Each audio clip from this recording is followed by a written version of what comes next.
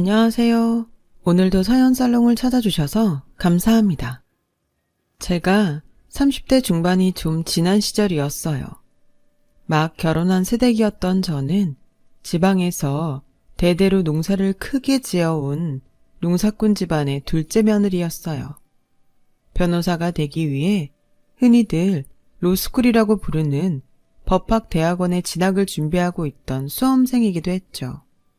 그래서 당시 저는 주변 사람들에게 흔히 받는 질문이 있었어요. 공부만으로 한창 바쁠 시기인데 어떻게 이른 나이에 결혼까지 하게 되었냐고요. 혹시 대대로 농사를 크게 지어온 시댁이 많은 땅과 재산을 가진 알부자이기 때문이었냐고요. 그때나 지금이나 저의 대답은 늘 같았습니다. 시댁의 재산은 시부모님의 재산일 뿐 가난한 집안이었어도 저는 이 집안에 시집을 왔을 거라고요. 제가 결혼을 결심하게 된 이유는 시부모님의 수수하고 순박한 심성에 반해버렸기 때문이었으니까요. 시부모님은 고된 농사일을 하면서도 땀 흘려 수확하는 정직한 보람을 아는 분들이었고 저는 그런 성품의 시부모님을 놓칠 수 없기에 로스쿨 진학 준비로 바쁜 와중에도 서둘러 결혼을 했던 것이었죠. 결혼 직후 지방에 있는 시댁에서 시부모님과 함께 살면서 저는 한동안 무척이나 행복한 날들을 보냈어요. 시부모님은 생애 처음 맞이한 둘째 며느리인 저를 친딸처럼 아껴주었고 저도 로스쿨 진학을 위한 공부에 힘쓰는 한편으로 시부모님을 공경하며 모셨죠. 정말이지 그저 행복에 겨운 날들이었어요. 다만 저에게 단 하나의 근심거리가 있었다면 그건 바로 궁금한 점이 하나 있는데요, 어머님. 궁금한 거? 세상 똑똑한 우리 며느님이 나 같은 농부한테 궁금할 것도 다 있다니? 에이, 어머님도 참. 저야 그냥 책상머리 공부만 해왔지. 세상 이치는 어머님이랑 아버님이 더 많이 알고 계신걸요. 살아온 세월이라는 게 있잖아요. 그건 그렇지. 어디 물어보렴? 내가 해결해 줄 수 있는 궁금증이면 좋겠구나. 남편이 그러더라고요. 저희가 결혼하기 몇 해 전에 아버님이 큰 수술을 받은 적이 있다고요. 그 양반이 뇌출혈로 쓰러진 적이 있긴 있었지. 뇌출혈이요? 너무 신경 쓰지 않아도 된단다. 그때 수술이 아주 잘 돼서 지금은 저렇게 멀쩡하잖니. 농사일이다 뭐다 새참으로 막걸리도 한 잔씩 해가면서 수술이 잘 되었다니 다행이긴 한데 그래도 전 좀 걱정이네요. 뭐가? 아버님 연세도 있으신데 뇌출혈이 재발하지 않으리라는 보장은 없고 그런 상황에서 힘든 농사일을 한사코 노려들지 않는 게 저는 자꾸 마음에 걸리네요. 본인이 좋아서 하겠다는 일을 우리가 무슨 재주로 말리겠니? 그리고 우리 나이 정도 되면 평생 해오던 일 갑자기 손에서 놓아버리게 되면 하루 이틀 사이에 폭삭 늙어버리는 법이야. 그게 세상 술리고 이칠한다. 아무래도 그렇겠죠. 그래도 새참으로 드시는 막걸리는 줄였음 싶어요. 건강 생각해서라도. 시아버지의 나이도 나이였거니와 뇌출혈이라는 게 언제 재발할지 모르는 위험한 병이니까요. 그래서 저는 행여 시아버지의 건강에 이상이라도 생기지 않을까 늘 노심초사 챙겼죠. 그러던 어느 날 시댁 상황이 이상하게 돌아가기 시작했어요. 그 이상한 불화의 씨앗은 시댁이 있는 지역에 말단 공무원 하나가 맏며느리로 들어오면서부터 시작되었죠. 상견례 날 처음 마주한 그 사람은 시부모님에게는 맏며느리이자 저에게는 큰 동서 될 여자였어요. 첫인상이 뭐랄까 묘하게 떨떠름하고 쎄한 느낌이라고 할까요? 아무튼 큰 동서를 처음 본 저는 무언가 괜히 막 불안했어요. 마치 미래에 벌어질 흉사를 미리 예견한 점쟁이처럼 말이죠. 아니나 다를까 상견례를 마친 큰동서가 저에게 은밀하게 묻더라고요. 시댁이 농사 짓고 있는 땅이랑 재산이 꽤 되는 걸로 알고 있는데 몇 평이나 되나? 재산은 얼마나 되고? 글쎄요. 전 모르겠는데요. 거짓말. 시부모님이랑 같이 살면서 어떻게 그걸 몰라? 시댁 재산에는 크게 관심을 둔 적이 없으니까 모를 수밖에요. 시부모님이 어딘가 많이 아프셔서 저의 도움을 필요로 하는 상황이라면야 당연히 관리 차원에서라도 관심을 가져야 하겠지만 지금은 두 분 다 정정하시잖아요? 엄연히 시부모님 두 분의 재산이고 두 분 다 건강하신데 며느리인 제가 굳이 나서서 시댁 재산에 눈길을 두는 건 무례한 행동이고요. 건강하기는 시아버님 쪽이 뇌출혈 병력 있다던데 수술도 크게 받았고 그래서 제가 열심히 관리해드리고 있으니까 너무 걱정은 말죠, 형님. 아, 참. 걱정이 맞기는 한 거죠? 무슨 소리야? 상견례 끝나기가 무섭게 시댁 재산을 묻지를 않나. 그것도 은밀하게. 그리고 시아버님이 당장이라도 돌아가실 사람처럼 이야기를 하지를 않나. 그런 행동들을 하는 저희가 궁금해서요. 그냥 뭐. 어쨌든 내가 이 집안의 맏며느리가 될 예정이니까? 저도 그냥 그랬으면 좋겠네요.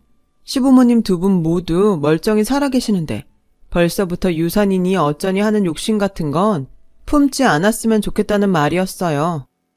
새 시댁 식구로 손윗사람인 큰 동서가 들어온다니 괜히 텃세나 한번 부려보자는 심산 아니었냐고요? 전혀요. 상견례가 끝나기 무섭게 저를 으슥한 곳으로 불러내놓고는 시댁의 재산을 무슨 작당 모의하듯 은밀하게 캐무는 큰 동서의 행동은 누가 봐도 의심스러운 행동이었고 그래서 제 입장에서도 형님을 걱정하지 않을 수가 없는 상황이었어요. 또 그래서 일종의 예방접종 차원에서 형님에게 경고를 했을 뿐이었고요. 시댁의 재산을 두고 헛된 욕심 따위 부리지 말라는 경고 말이죠. 그날의 경고가 제대로 먹혀들었던 덕분일까요? 형님은 결혼 후 한동안은 잠잠하게 지내더라고요. 하지만 형님의 남편인 아주버님이 해외 지사에 5년짜리 장기 파견 근무를 떠나던 바로 그 순간부터 형님의 이상한 행동이 다시 시작되었어요. 저기요 형님, 대체 무슨 생각인 거죠? 다짜고짜 뭐가? 왜? 발뺌하지 마세요. 시부모님한테 이야기 다 듣고 온 참이니까. 대체 무슨 생각으로 멀쩡히 금슬 좋은 시부모님한테 이혼을 부추기는 거냐고요. 아, 그거 진짜 별거 아닌데? 이혼이 별거 아니라뇨. 동서는 눈먼 나랏돈이 꽤 많다는 얘기 들어본 적 없나 봐? 그 눈먼 나랏돈 이 핑계 저 핑계 대가면서 쏙쏙 빼먹고 사는 사람들이 얼마나 많은지도 모르는 모양이고 하기사 평생 공부만 하면서 살아온 샌님이 뭘 알겠냐마는. 그러는 형님이야말로 나란이라는 공무원이 이래도 되는 건가요? 공무원이 시부모님 위장이혼 시켜놓고 기초생활지원금 받아먹어도 되는 거냐고요. 나란이라는 공무원이니까 나란일 돌아가는 걸 누구보다 잘 아니까 그래서 이러는 건데? 그니까 그게 공무원 입에서 나올 소리냐고요. 시부모님 위장이혼 시키고 기초생활지원금 타먹겠다는 건 부당수급이고 부당수급은 엄연히 불법인데 불법이면 좀 어때? 솔직히 그렇잖아? 시댁 재산을 전부 시아버지 앞으로 돌려놓고 시부모님 위장 이혼시키면 시어머니 앞으로 잡혀있는 재산이 한 푼도 없으니까 기초생활지원금을 꽁으로 먹을 수 있는데 그런 기초생활지원금을 안 빼먹을 사람이 어딨다고? 세상에는요. 법이나 양심 잠깐 어기면 큰 이득 볼 수 있다는 거 뻔히 다 알면서도 지킬 거 반드시 지키면서 사는 사람들이 훨씬 많아요. 세상에는 말이야 동서, 법이니 양심이니 적당히들 어겨가면서 그 덕분에 챙길 수 있는 이득들 적당히 누려가면서 그렇게 사는 사람들도 많아. 왜? 나 혼자만 정직하겠답시고 버티면 살면서 손해니까. 그리고 불법이거나 말거나 안 걸리면 장땡 아니겠어? 아니요. 방금 그 말에는 절대 동의 못하겠는데요.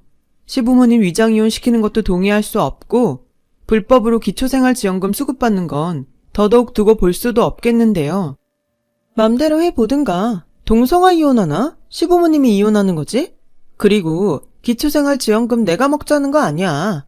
평생 농사일에 고생하면서 산 시부모님한테 쥐어드릴 생각일 뿐이지. 그 돈 어차피 시부모님이 세금으로 낸 돈인데 누가 뭐라고 하겠어? 큰동서의 이상한 행동은 멀쩡히 금슬 좋게 잘 지내고 있던 시부모님을 위장 이혼시키려고 애쓴다는 것이었어요. 시부모님에게 기초생활지원금을 매달 수급받을 수 있게 해주겠다면서요. 시댁의 땅과 재산들을 전부 시아버지 앞으로 돌려놓은 뒤 위장 이혼을 하면 시어머니 앞으로 잡혀있는 재산이 한 푼도 없으니 기초생활지원금을 꽁으로 먹을 수 있을 테니까요. 저와 남편은 당연히 큰동서와 대립했죠. 시부모님에게 위장 이혼은 결코 해서는 안 된다며 열성적으로 설득했죠. 이제까지 잘 살아오셨는데 사람 일이란 게 어떻게 될 줄 알고요.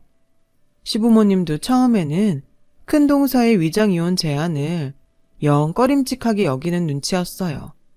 하지만 시부모님을 꼬드기는 큰동서의 거짓 효녀 행세와 여우짓은 상상 이상으로 대단했죠. 결국 그게 무슨 말씀이세요, 어머님? 우리 맏며느리 얘기를 자꾸 듣다 보니까 나름 일리가 있는 말이더구나. 공무원이라서 그런가 나라 돌아가는 이치에도 아주 훤하고 맏며느리 하나 아주 잘 들인 모양이야. 결국 위장 이혼을 하시겠다고요? 제가 그렇게 반대했는데도요?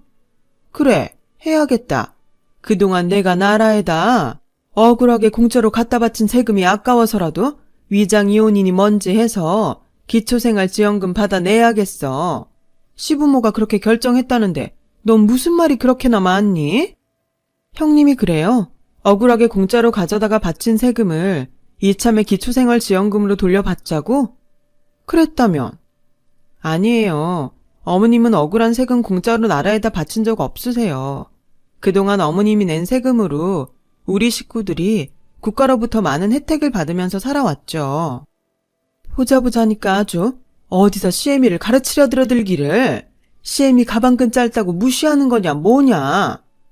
어머님, 기왕 큰소리 나온 김에 어디 한번 따져나 보자. 넌 명색이 며느리라는 것이 시부모가 매달 꼴랑 몇십만 원 받아 챙기는 게 그렇게 아깝다던? 시부모가 위장이혼으로 기초생활지원금 좀 받아먹는 일로다가 변호사가 될 내 앞길이라도 망칠까봐 그게 그렇게 겁이 난다던? 형님이 그렇게 얘기했어요? 제가 어머님 가방끈 짧다고 무시하는 거라고요? 변호사가 될 제 앞길에 시부모님이 방해가 될까봐 걱정해서 위장이혼을 반대하는 거라고요? 그래, 그러더구나. 내 눈에 보이기에도 그래 보이고. 그럴 리가요. 아니에요. 절대 아니에요.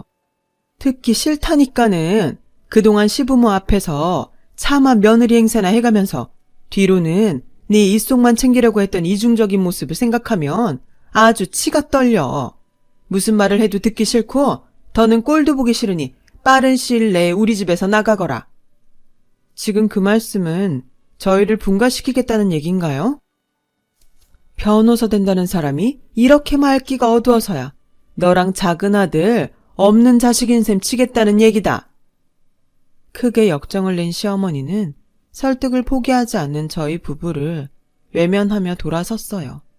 시아버지도 마찬가지였고요. 너무 속이 상하더라고요. 불려시 큰동서가 시부모님에게 저희 부부를 얼마나 이간질시켰으면 그 사람 좋던 시부모님이 저렇게 돌변하셨을까 싶어서요. 어떤 말로 이간질을 놓았을지는 아주 뻔한 얘기였죠. 저희 부부가 시부모님의 가방끈이 짧다며 무시하는 거라고 했겠죠. 저와 남편은 오직 우리 부부의 앞날만을 위해 시부모님을 깔아뭉개려 드는 아주 몹쓸 불효자라고도 했겠죠. 정작 제일 몹쓸 불효자는 불려시 큰동서 본인이면서요.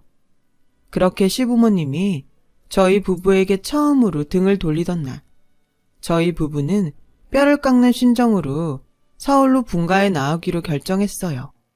뇌출혈 병력과 수술 이력이 있는 시아버지의 건강이 무엇보다 가장 중요했고 걱정이었거든요.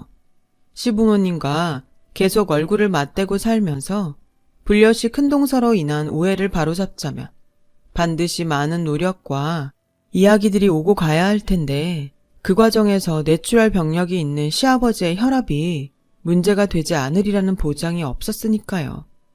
저희 부부는 당장은 오해가 억울할지라도 일단 시아버지의 건강을 우선순위로 두자는 결심을 했습니다. 그래서 결심한 분가였어요.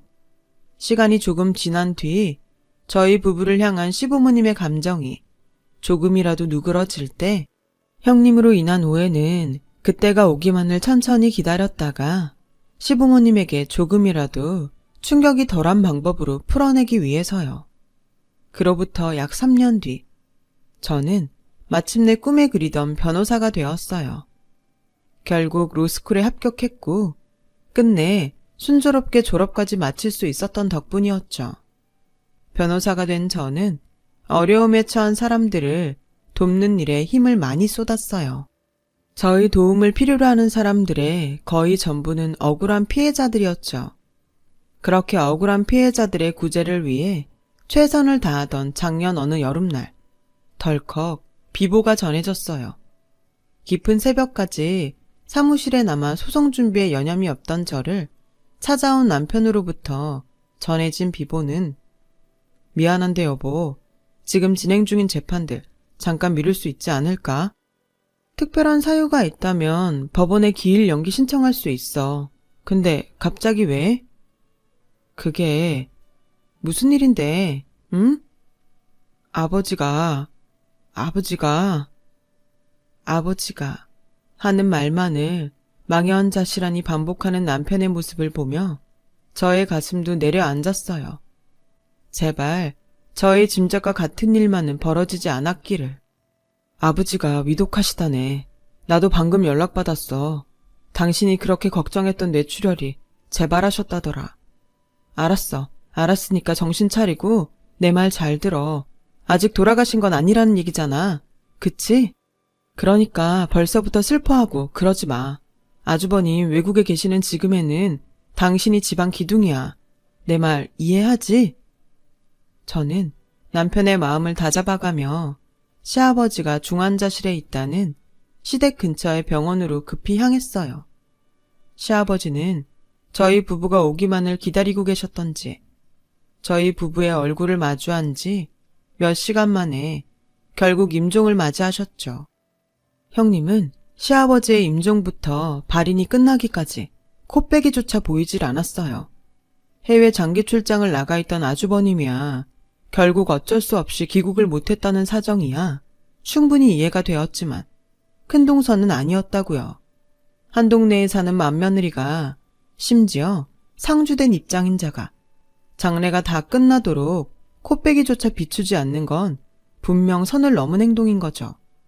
더 기가 막히고 치가 떨리는 건 장례가 끝나고 며칠씩이나 지나고 나서야 변호사를 대동하고 시댁에 나타난 맏며느리가 시어머니 앞에 내어놓은 첫 마디였어요. 장례 치르느라 고생 많으셨습니다. 근데 뭐 슬픈 건 슬픈 거고 절차는 절차니까. 단도직입적으로 말하죠. 이 집에서 언제까지 나가주실 수 있나요, 어머님? 최대한 빠른 시일 내였으면 좋겠는데.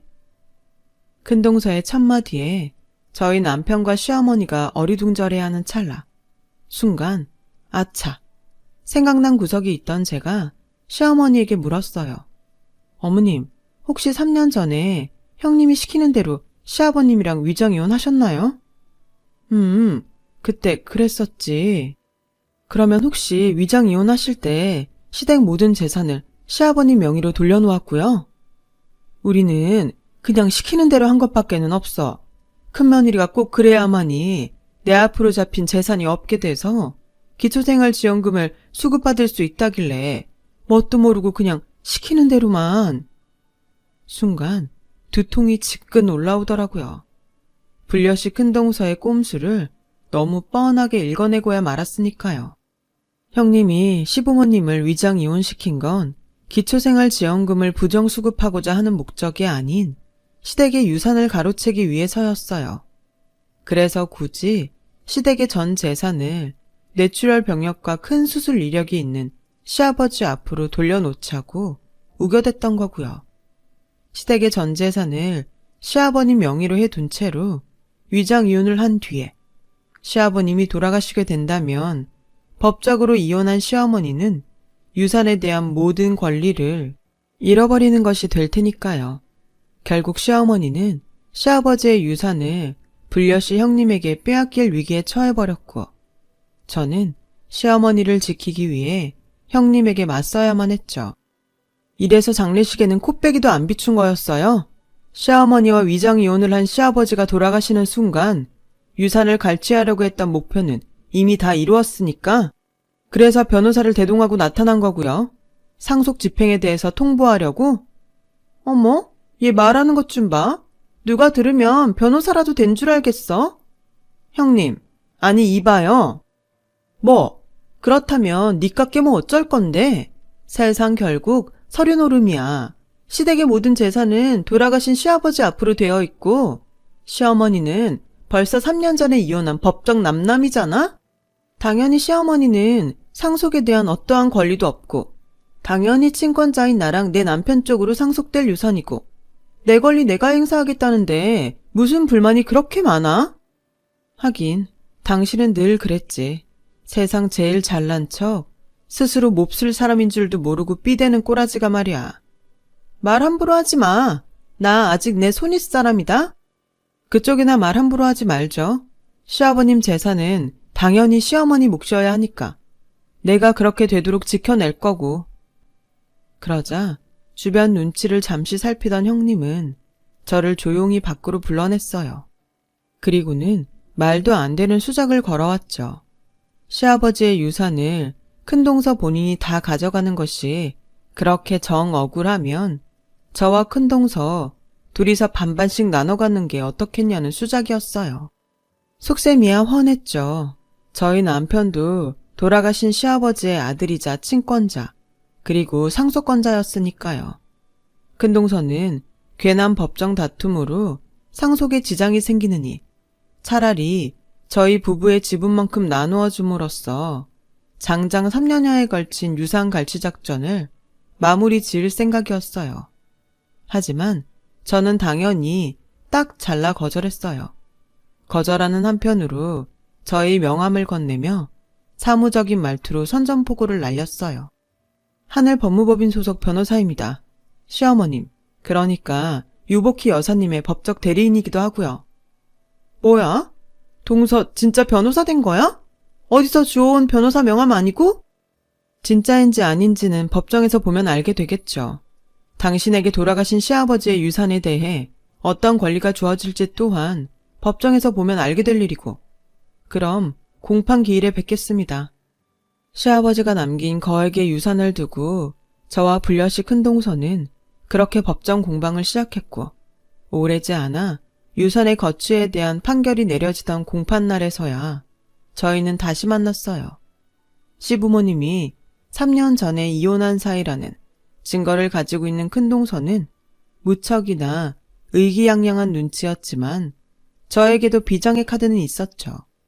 그 비장의 카드는 바로 존경하는 재판장님, 본 변호인은 고인과 유복희 여사의 이혼이 당사자 간의 자유의사를 심각하게 침해당한 채로 강요된 합의이며 당사자들에게는 이혼의 의사와 이혼 부부로 살아온 사실, 일체가 없음을 주장하는 바입니다.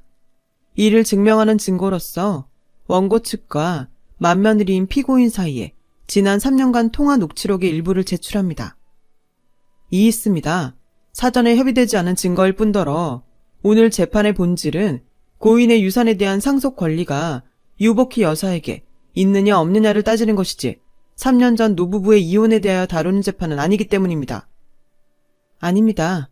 본 변호인의 주장은 노부부의 이혼이 무효임을 밝히는 동시에 이혼이 무효인인 만큼 고인의 유산에 대한 제1상속권자는 맏며느리인 피고인이 아닌 유복희 여사라는 주장입니다. 따라서 지난 3년간 원고 측과 피고인의 통화 녹취록을 증거로 채택하기를 바랍니다.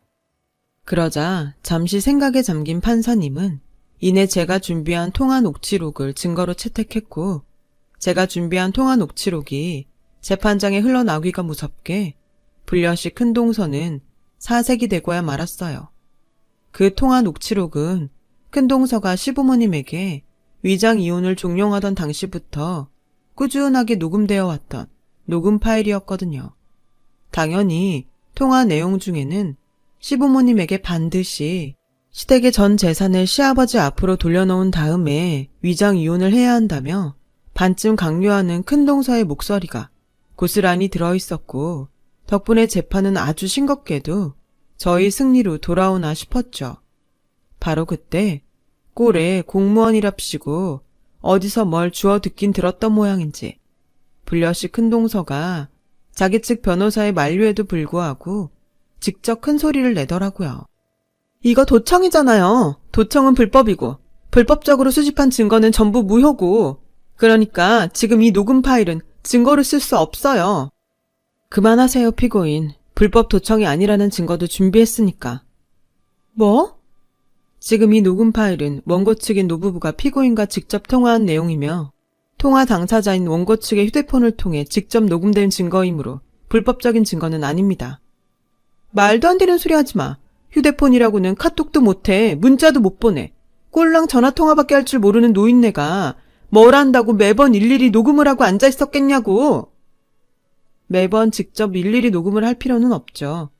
요즘에는 세상에는 모든 통화를 자동으로 녹음해주는 애플리케이션, 일종의 블랙박스와도 같은 스마트폰 프로그램이 존재합니다.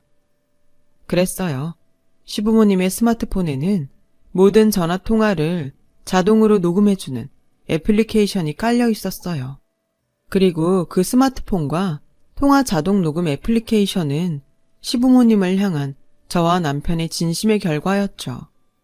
과거 시댁으로부터 분가에 나오던 날, 저희 부부는 형님이 행여라도 순박한 시부모님을 등쳐먹으려 들지는 않을까 하는 걱정을 품고 있었고, 만약 그럴 경우 증거를 남겨두기 위해 시부모님에게 최신형 스마트폰을 선물하며 시댁을 떠났어요. 그 애플리케이션을 스마트폰에 설치해 둔 채로 말이죠. 사실 저와 남편 또한 그 애플리케이션을 까맣게 잊고 지내고 있었거든요. 큰동서와의 재판을 준비하던 도중에 기억이 났던 거예요.